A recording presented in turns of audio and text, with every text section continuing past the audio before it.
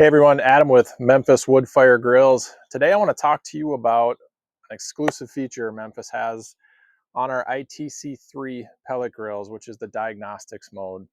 So if you've been pellet grilling for a while, you probably know that there's a little more to these grills than the average propane or electric grill. One of the really cool features of the Memphis grill is that if you do suspect something's going on, we actually have a diagnostics mode that can test the various components of the grill. Let's check it out.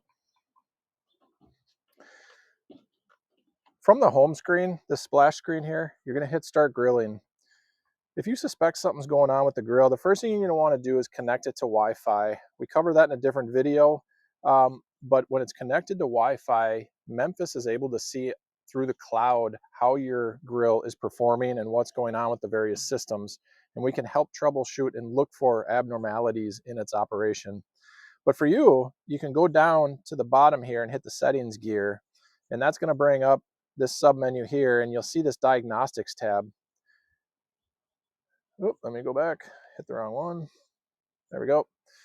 So what you're looking at here are all the different functions of the grill: auger motor, blower, the Wi-Fi system, lights, igniter, RTD, all your probes, whether your push button is working, the LED, and your auxiliary fan, which cools the electronics area.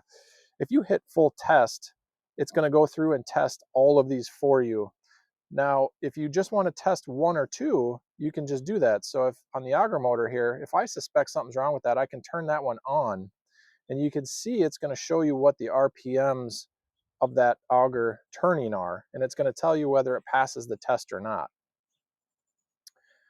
So you can see mine passed 1.34 RPM. Another one, if you wanted to check your blower, you're going to be able to hear this. I don't know if you can hear it through the screen here, but the blower's running now, and you can see the RPMs that it's outputting, and it'll tell you, is that sufficient? Is that within our parameters? And of course it is for mine. Now, some of these you're going to have to manually check. So if we look at the lights, we turn the lights on, you're going to have to open the hood, and you can see that the lights are on. So what you're going to do from there is just go ahead and press pass. The igniter is another one. Once you turn that on, you're going to actually put your hand down just close to the igniter and wait to see if you feel the heat from it. If you do, you hit hot. The rest of these next ones here, the probes, the RTD, those ones will do themselves. When you get to the push button, you have to actually push the button. It says 0 of 5. You have a certain amount of time to go ahead and press that. So on the push button one, you can see it says 0 of 5. You're going to want to, let me hit the right one, put that on.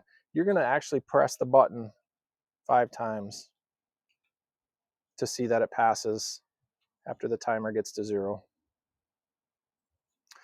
And then you can see, of course, on the next one, the button LED, you're just looking, is that light coming on, an auxiliary fan, you're going to hear that. So you're going to press those ones as well. But this gives you a really good indicator of, is the grill working properly the way it's designed.